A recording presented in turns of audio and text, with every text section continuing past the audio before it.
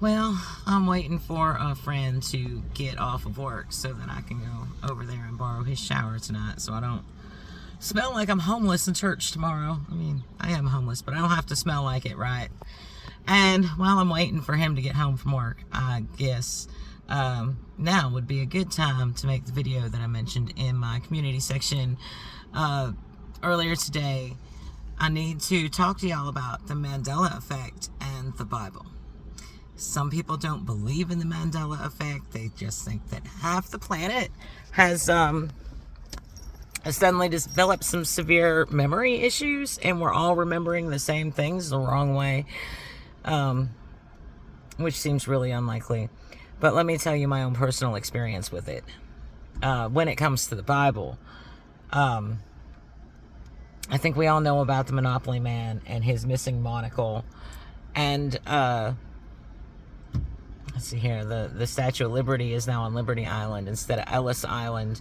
Although in elementary school, you know, the Statue of Liberty was right there where the immigrants went to check in at Ellis Island. And Jif peanut butter, Jiffy peanut butter. We know all of these. Berenstain Bears.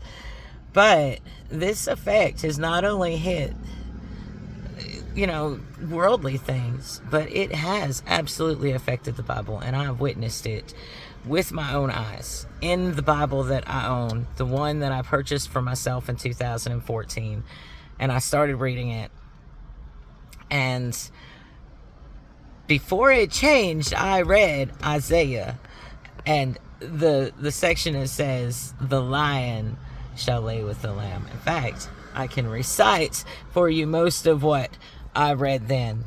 And it said, "The lion will lay with the lamb, and the wolf with the kid." Is it, "The bear and oxen shall eat the grass of the field." There was another line in there. And then it said about a small child will sit on the hole of an asp and not be harmed. Now, it's not verbatim because it's been 12 years since I read that in its original form.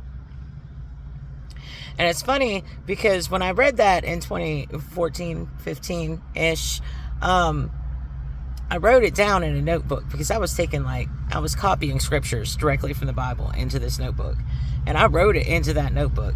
And then it must have been about,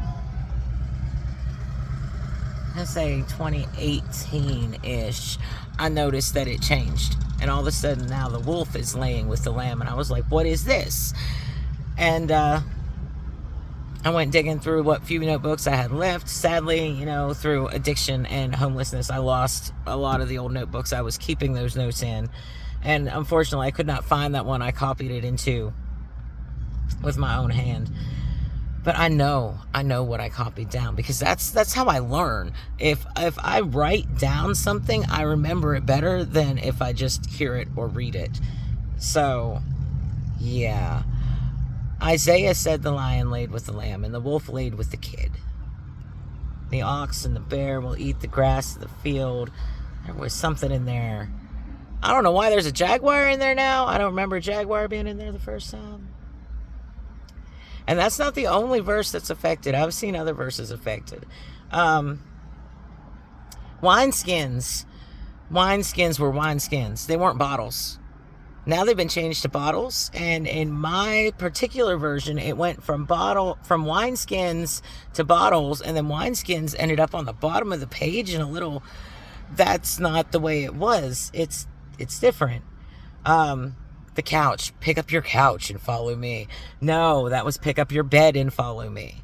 Couch wasn't even a word back in the day of Jesus. I'm just saying. Now, it's funny because about 2 years ago, I started researching the word couch, and it said that the word couch was invented in the late 1700s with...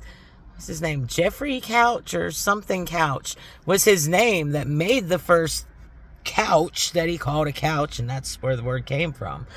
And now if you research it, it says that the word's been around since 1400s. But of course, you know, AI is creating our reality, on what we search and what information it gives us. I mean, whatever it tells us, we just believe it's right and telling us the truth, right?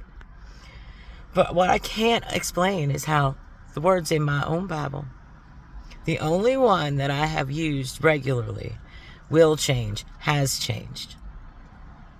For example, the Lord's Prayer is very hard to find in its proper form now in today's Bible, in my Bible. And there's a specific verse in Amos. Amos, I think it's, I don't know what chapter it is. I want to say it's like verse 8 in whatever chapter it was, but maybe it was chapter 8, verse... I'm really bad with numbers. But there's one in Amos that talks about how the Lord will cause a famine and take away his word, and that people will run back and forth to and fro searching for his word.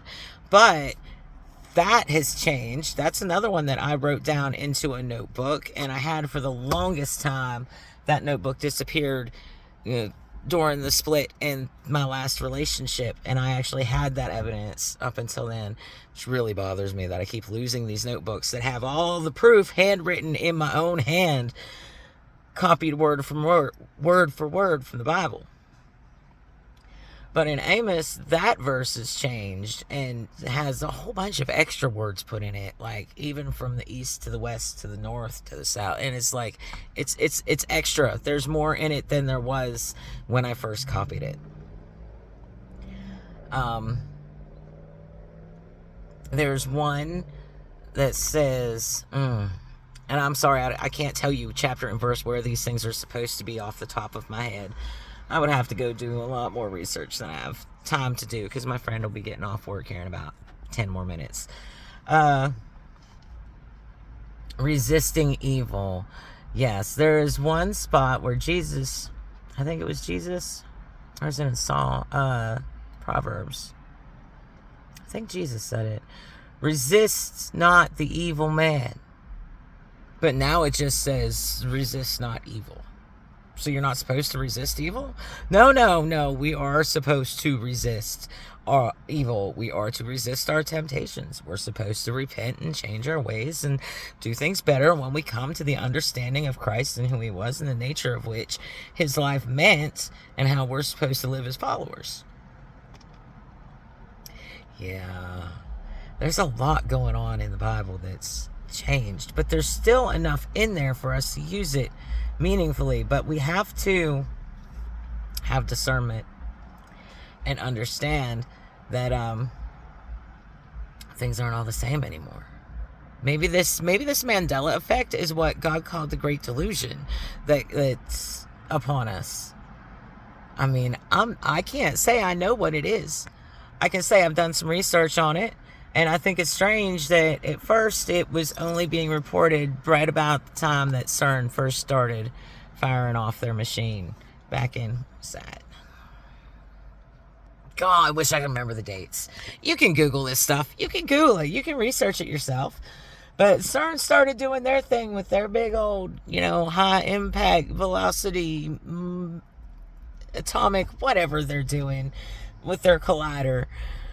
And the Mandela effect seems to have started right about the time that they started doing their thing. It bothers me that it affects the Bible. There was a point in time when I was trying to follow a group on Facebook that was trying to do Bible preservation. They were trying to preserve the Bible in the way that they knew it. They knew it. But it keeps changing. And even in their efforts to try and keep a log of it online, their website was changing. Like, they would enter it in and then it would change itself. I don't know what it is.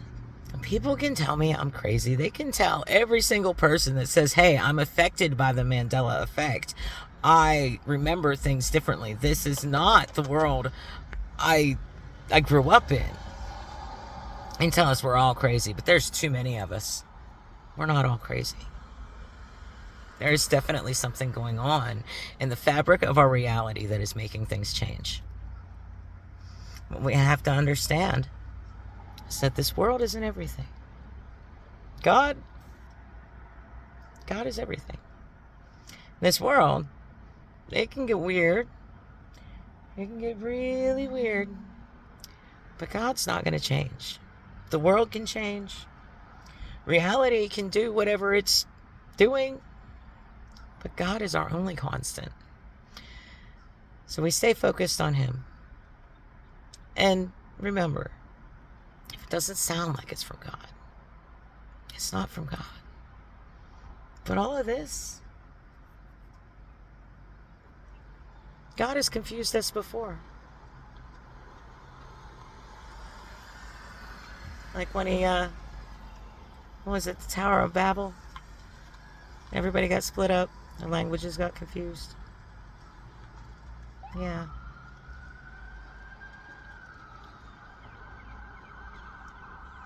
Hello, sirens.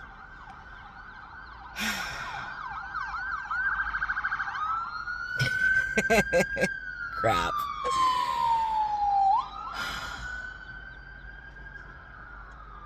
If you have Mandela effect experiences, please share them in the comments. I would love to talk more about them. If you know of more affected scriptures, please let me know in the comments. I'd like to talk more about them. And somewhere I have the written research that I did on these changes, because there's so many. There's thousands of just small changes, little words like wineskins into bottles and beds into couches. It's not big stuff. It doesn't change the point of the whole story, right? Jesus is coming. This is just the weirdness that precedes it.